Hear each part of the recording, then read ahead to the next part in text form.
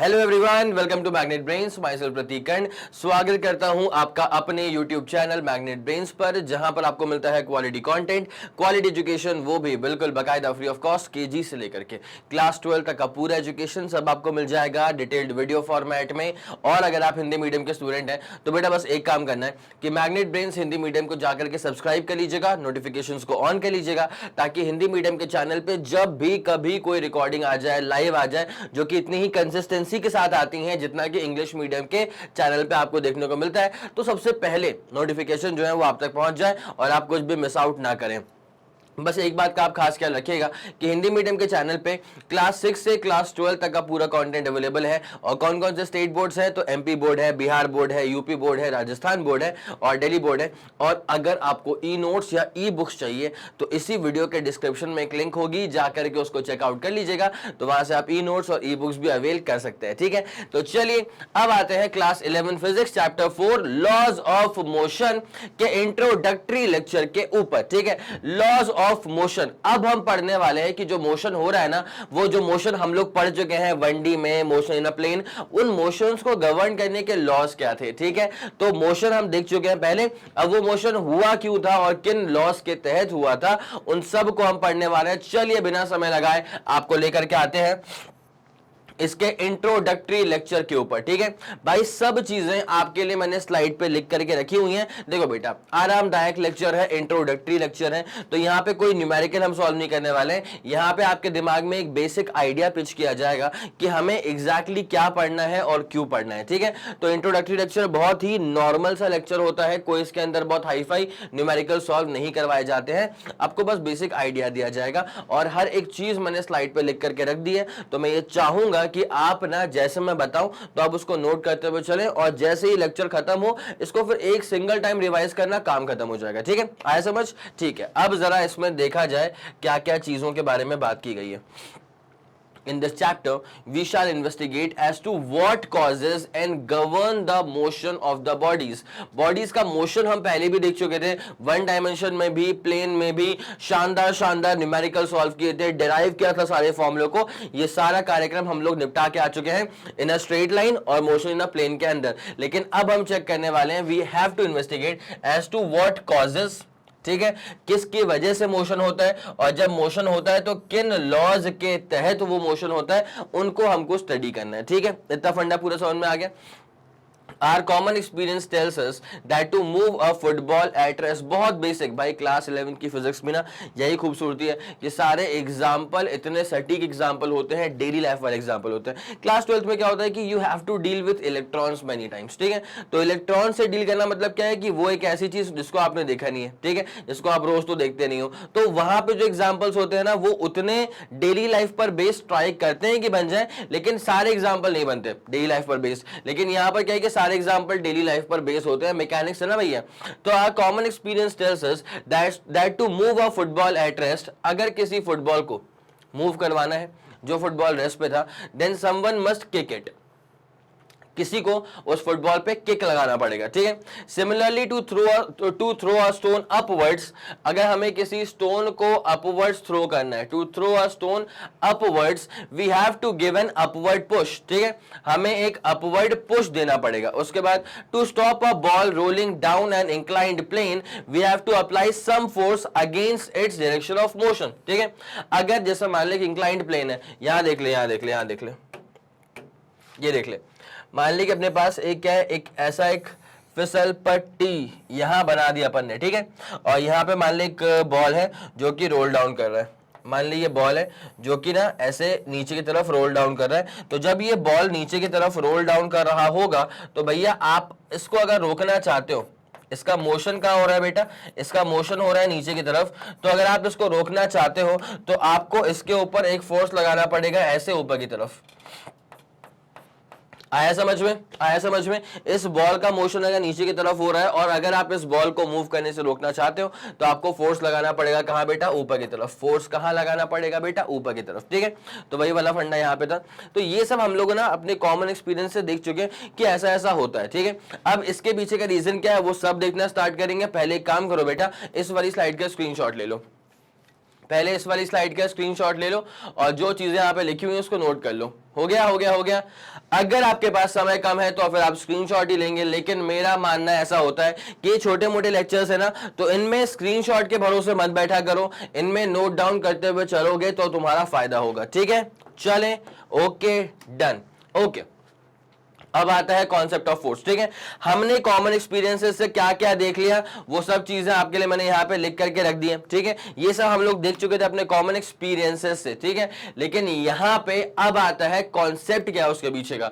देखिए, therefore we may define force as an external effort. ठीक है भैया, हमें उसका स्टेट ऑफ मोशन चेंज करने के लिए कुछ फोर्स अप्लाई करना पड़ा। किक करना मतलब क्या होता है, फोर्स अप्लाई करना। पुश करना मतलब क्या होता है, फोर्स अप्लाई करना। पुल करना मतलब क्या होता है, फोर्स अप्लाई करना। ठीक है, तो यहां पे क्या लिखा हुआ है, Therefore, we may define force as an external effort.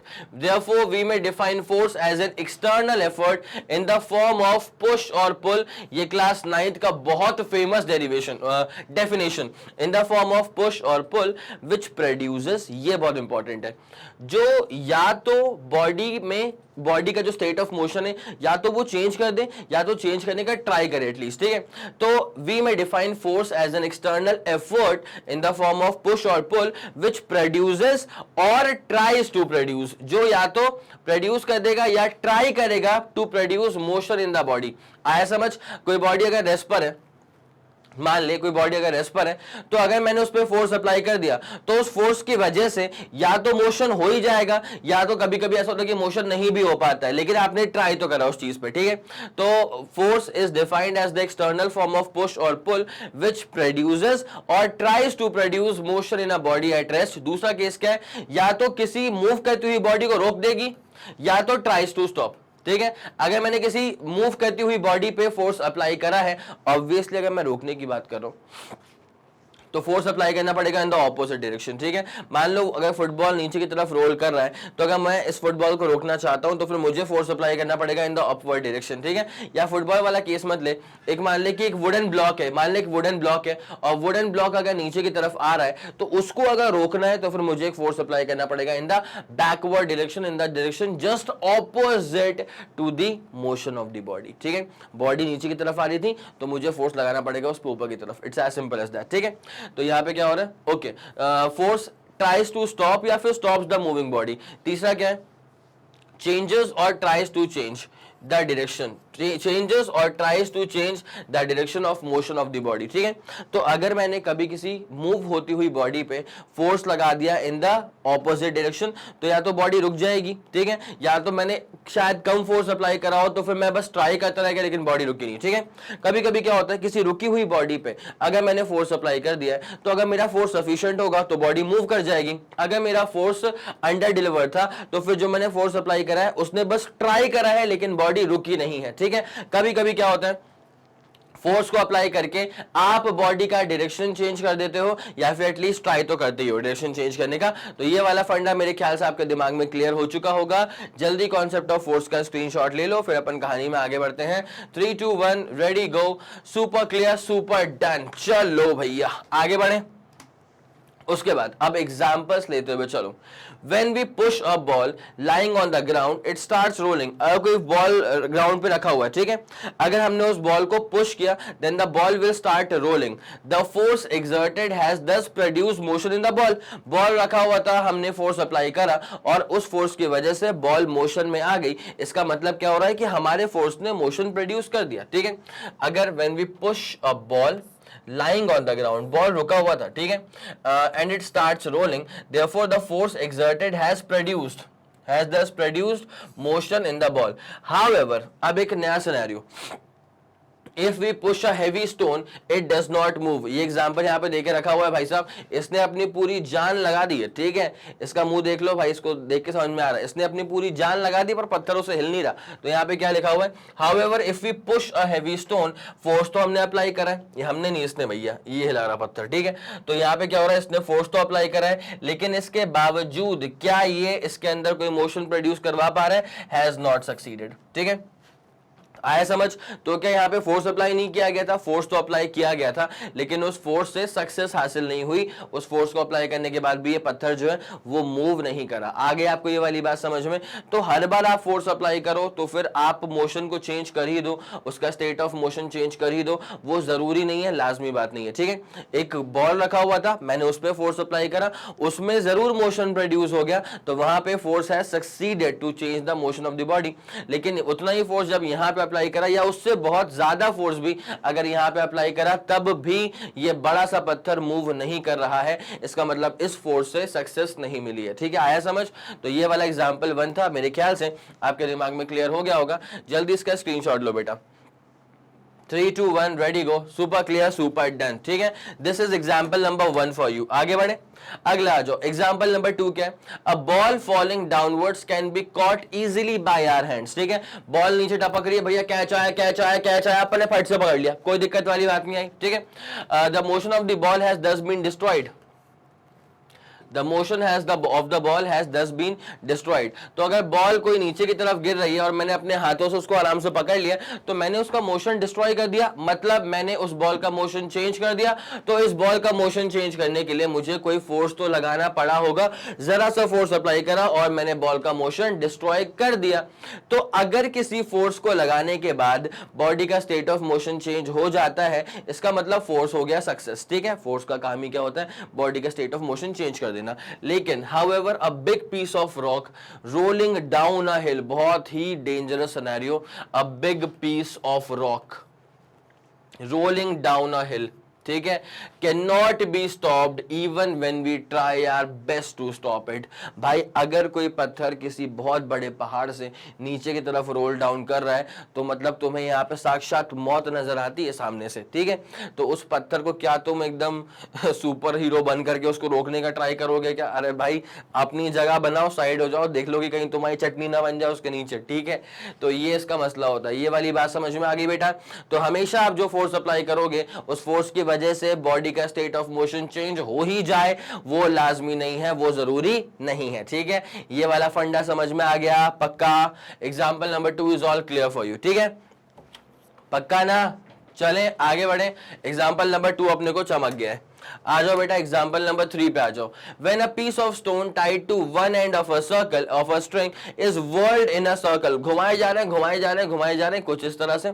A constant force has to be exerted by the hand along the string. यहाँ पे क्या होता है बेटा? एक constant force has to be exerted by the hand along the string, ठीक है। ये क्यों है? This is because भाई जो नेचुरल टेंडेंसी होती है किसी भी बॉडी की, वो होती है to move in a straight line. किसी भी बॉडी की जो नेचुरल टेंडेंसी होती है वो होती है to move in a straight line, लेकिन इसके बावजूद आप इसको जबरदस्ती सर्कुलर पाथ में मूव करवाना चाहते हो, तो इसलिए आपको क्या है कि एक बहुत तगड़ा फोर्स अप्लाई करना पड़ेगा, which acts towards the center of the circular path, ठीक है। तो force is spent in changing the direction of the motion. Obviously भाई अगर तुमने किसी भी तरह का मोशन में चेंज करा है तो फोर्स तो लग गया होगा, ठीक है। तो यहां पे क्या होता है? नेचुरल टेंडेंसी जो है, ठीक है, वो क्या है पत्थर की? To fly off tangential in a straight line. ध्यान रखना बेटा, नेचुरल टेंडेंसी पत्थर की क्या है? To fly off tangential in a straight line, लेकिन मैं इस पे जबरदस्ती इसको घुमा रहा हूं सर्कुलर पाथ में, तो फोर्स तो लग गया है इसके डायरेक्शन को चेंज करने में, ठीक है। फोर्स तो लग गया है इसके डायरेक्शन को चेंज करने में, जो कि स्ट्रेट लाइन पाथ होना चाहिए था, लेकिन अपन उसको सर्कुलर पाथ में घुमा रहे हैं, तो यहां पर भी फोर्स लग गया। कोई दिक्कत वाली बात तो नहीं। ये इसका स्लाइड साइड व्यू और ये इसका टॉप व्यू था, तो मेरे ख्याल से आपको पूरी बात समझ में आ गई होगी। यहां पे क्या दुर्घटना घट गई? यहां पे रस्सी अगर टूट गई, अगर रस्सी यहां पे टूट गई तो भैया जो पत्थर है वो टेंजेंशियली फ्लाई ऑफ कर जाएगा। लग तो रहा है कि पत्थर आके सट इसी के मुंह में पड़ने वाला है, ठीक है। आया समझ? चमक गया पूरा फंडा? तो जल्दी इसका स्क्रीनशॉट ले लो बेटा। ये एग्जांपल्स है, ये बेसिक आइडियाज हैं, ठीक है। ये सब बेसिक आइडियाज हैं जो कि अपन ने देख के रखे हुए हैं पहले से। हो गया? पक्का? ये वाला पार्ट समझ में आ गया, ठीक है। तो अपने पास ये एग्जाम्पल थे। अब इन एग्जाम्पल से क्या कंक्लूजन निकलता है? तो it should be clearly understood that some external agency is always needed to provide the force. भाई एक एक्सटर्नल एजेंसी की रिक्वायरमेंट होती है टू प्रोवाइड द फोर्स, ठीक है। For example in the examples given above, force is applied by our hands इससे पहले वाले एग्जांपल में, इसके पहले तीनों एग्जांपल्स में, जैसे अब पत्थर नीचे की तरफ आ रहा है तो फिर फोर्स तुमने अप्लाई करा ना, फुटबॉल वाले केस में पैर से अप्लाई करा, मान गया मैं, ठीक है। तो भैया इन सब केसेस में क्या हो रहा है कि आप ही फोर्स अप्लाई कर रहे हो, ठीक है। Often the external agency is in contact with the object on which the force is applied. मतलब जैसे मान ले अब वो पत्थर मान ले नीचे की तरफ गिर रहा है, ठीक है, बहुत बड़ा पत्थर नहीं, हल्का सा पत्थर मान ले, लेकिन पत्थर तो तुम बड़ा ही मानोगे, तो कोई दिक्कत नहीं, मान लो कि अपने अंदर आ गई सुपर पावर्स, अब अपन के अंदर आ गई जान, तो भैया अपन ने पत्थर पे ऐसे लगा दिया फोर्स की भाई बच जाना, नीचे नीचे नहीं गिरना है, ठीक है। तो यहां पे क्या हो रहा है कि लगातार आपने फोर्स अप्लाई करके रखा हुआ है और यहां पे एक्सटर्नल एजेंसी और पत्थर टच में है। क्या बोला मैंने, मतलब जो तुम फोर्स अप्लाई करो तुम्हारे हाथ और वो जो पत्थर है वो बिल्कुल टच में है। तो यहां पे क्या लिखा हुआ है, ऑफन, मैक्सिमम टाइम्स क्या होता है कि the external agency is in contact with the object on which the force is applied. जिस ऑब्जेक्ट पे आप फोर्स अप्लाई कर रहे हो ना, उस ऑब्जेक्ट के बहुत बहुत कॉन्टैक्ट में है एक्सटर्नल एजेंसी, लेकिन ये हमेशा जरूरी नहीं है, but this is not always necessary कि अगर जिस बॉडी पे फोर्स लगाना है उस बॉडी को टच करना पड़े, ये जरूरी नहीं है हमेशा के लिए। अब इसके पीछे का लॉजिक क्या है जरा गौर करो। जैसे मान ले फॉर एग्जांपल मेरे पास एक मैग्नेट है, एक बार मैग्नेट है, ठीक है, ये इसका नॉर्थ पोल है, ये इसका क्या है बेटा, साउथ पोल है, ठीक है, नॉर्थ पोल साउथ पोल। अब देखो यहाँ पे क्या होता है, यहाँ पे सर होता ही है कि अगर आसपास ना आयरन के पीसेस रखे हुए हैं, ठीक है, मान ले यहाँ पे क्या है, छोटे छोटे आयरन के क्या है पीसेस रखे हुए हैं, ठीक है, मान ले यहाँ पे क्या है, छोटे छोटे आयरन के क्या है पीसेस रखे हुए हैं। तो यहाँ देखो क्या होता है बेटा, आयरन, निकल, स्टील और कोबाल्ट, ये चार तरह की चीजें होती हैं जो जाकर के चिपक जाती हैं मैग्नेट में, ठीक है। अब यहाँ पे क्या हुआ है ना कि ये मैग्नेट ने ना इसको टच नहीं करा, ठीक है, मैग्नेट ने अभी आयरन के पीसेस को टच नहीं करा, लेकिन फिर भी एक बात होती है, आयरन, निकल, स्टील और कोबाल्ट ये जाकर के चिपकते हैं मैग्नेट में, तो इनके बीच में फोर्स काम कर गया, जिस फोर्स की वजह से टक करके इधर आ गया, ये इधर आ गया, ये इधर आ गया, ये सारे जाकर के इवेंचुअली कहां चिपकने वाले हैं, ये सारे जाकर के इवेंचुअली चिपकने वाले हैं इस मैग्नेट में। आया समझ के नहीं आया? तो यहां पे क्या हुआ है कि इस मैग्नेट ने जाकर के खुद एकदम टच नहीं करा, ठीक है, वो मैग्नेट के पास खुद से आकर के चिपक रहे हैं। मतलब जब ये आयरन का पीस दूर भी था, ठीक है, जब मैग्नेट से ये आयरन का पीस दूर भी था तब भी वो फोर्स काम कर रहा था। फोर्स काम तब कर गया जब इनके बीच में कोई फिजिकल कॉन्टैक्ट नहीं था, ठीक है, आया समझ? तो इसका मतलब ये है कि physical contact is not always essential, ठीक है। For example a ball release from, अरे सबसे एग्जाम्पल तगड़ा वाला कौन सा है, ग्रेविटी वाला, ये स्टाइलस है, ठीक है। अगर मैंने इसको छोड़ दिया, अरे भैया बहुत महंगा है, अगर मैंने इसको छोड़ दिया नीचे की तरफ, तो अगर यहां जरा गौर करना, यहां पे क्या हो रहा है, ग्रेविटी काम कर रही है, तो बेटा अर्थ इस स्टाइलस को अट्रैक्ट तो कर रही है, लेकिन अर्थ अभी चिपक रही है इसमें नहीं, मतलब फिजिकल कॉन्टैक्ट यहाँ पे रिक्वायर्ड नहीं है। फिजिकली कॉन्टैक्ट किए बिना ही ये जो स्टाइलस है वो अट्रैक्टेड है टुवर्ड्स द अर्थ, वो तो मैंने पकड़ा हुआ है इसलिए अभी रुका हुआ है, मैं छोड़ दूंगा ना चिपक जाएगा ग्रेविटी में, अर्थ में, ठीक है। तो जब मैं इसको छोड़ दूंगा तो चिपक जाएगा अर्थ में। अभी क्या मैंने फोर्स अप्लाई करा? बिल्कुल अप्लाई नहीं करा। अर्थ ने फोर्स अप्लाई करा, बिल्कुल अप्लाई करा, लेकिन बिना टच किए अप्लाई कर दिया, ठीक है। ये वाला फंडा पूरा सुप्रीमली क्लियर है क्या? पक्का? तो जरा इसका स्क्रीनशॉट ले लो। हो गया क्लियर? कोई दिक्कत वाली बात तो नहीं है? पक्का? चले ठीक है, ओके। तो but it is not always necessary, ठीक है। For example a ball release from some height accelerates downwards. For example a ball release from some height accelerates downwards due to the gravitational pull of earth, ठीक है, which is not in contact with the ball। Ball को कहां चिपकाया था अर्थ ने, ठीक है, लेकिन बॉल पे लगातार फोर्स काम कर रहा है ग्रेविटी का, ठीक है, तभी तो वो नीचे की तरफ आने का फुल ट्राई कर रही है, तो which is not in contact with the ball। अच्छा वैसा अगला एग्जांपल क्या है, a magnet attracts an iron nail from a distance। ये जो मैग्नेट है इसने आयरन के पीसेस को दूरी से ही खींच लिया अपनी तरफ। ये होता है प्यार भाई, ये होता है असली प्यार, दूरी से ही खींच लिया अपनी तरफ, कोई दिक्कत वाली बात नहीं है। पक्का? इसका आप लोग स्क्रीनशॉट ले चुके थे। चले, this shows that external agencies of force, जैसे कि ग्रेविटेशनल फोर्स हो गया, मैग्नेटिक फोर्स हो गया, फोर्स बिटवीन टू चार्जेस भी हो गया, can exert force on a body even from a distance and they need not necessarily be in contact with the object. दो बॉडीज के बीच में फोर्सेस तब भी काम कर सकते हैं जब उनके बीच में कोई फिजिकल कॉन्टैक्ट ना भी हो, तब भी काम कर सकते हैं, ठीक है। तो मेरे ख्याल से ये वाला फंड आपके दिमाग में सुप्रीमली क्लियर हो चुका है। This was about all the introduction of this particular chapter. मेरे ख्याल से आपको हर एक बात सुप्रीम तरह से क्लियर हो गई होगी, सब कुछ अच्छे से समझ में आ गया होगा। ठीक है, आरामदायक लेक्चर था, बेसिक लेक्चर था। अब आपका काम क्या बनता है बेटा, आपका काम ये बनता है कि एक बार ना क्लास 9th की बुक खोल के देखना और क्लास 9th की बुक में क्या क्या चीजें दे के रखी हुई थी वो जल्दी रिवाइज कर ले। मैक्सिमम 2 से 3 घंटे का मसला भी नहीं होता। ठीक है, एक बार रिवाइज कर ले, उसके बाद क्लास 11 का सारा कंटेंट बड़ा आसान लगेगा आपको, मतलब एटलीस्ट बेसिक आइडिया आपके दिमाग में सेट हो जाएगा। ठीक है, ये वाला फंडा पूरा क्लियर है। ठीक है, तो चलिए अब क्लास करते हैं यहीं पे खत्म। अगर कोई भी आपका फीडबैक हो, कोई भी आपका सजेशन हो तो कमेंट सेक्शन को यूज करके आप अपना फीडबैक या सजेशन मुझ तक पहुंचा सकते हैं। अगर लगा कि इस पे काम करना चाहिए, फीडबैक बहुत जेन्युइन है, तो उस पे काम किया जाएगा, दैट्स अ गारंटीड थिंग। ठीक है, तो चलिए क्लास करते हैं यहीं पे खत्म। और जैसे कि आप लोग जानते हैं कि मैग्नेट ब्रेन्स जो प्रोवाइड करता है वो है English medium as well as Hindi medium वाली classes with entire full complete syllabus coverage, CBSE board, Delhi board, Bihar board, UP board, MP board, Rajasthan board और वैदिक मैथ्स क्रैश कोर्स और स्पोकन इंग्लिश। इसके अलावा अगर आपको कोई भी इंफॉर्मेशन चाहिए तो आप मैग्नेट ब्रेन्स के ऑफिशियल वेबसाइट पर विजिट कर सकते हैं। Thank you so much.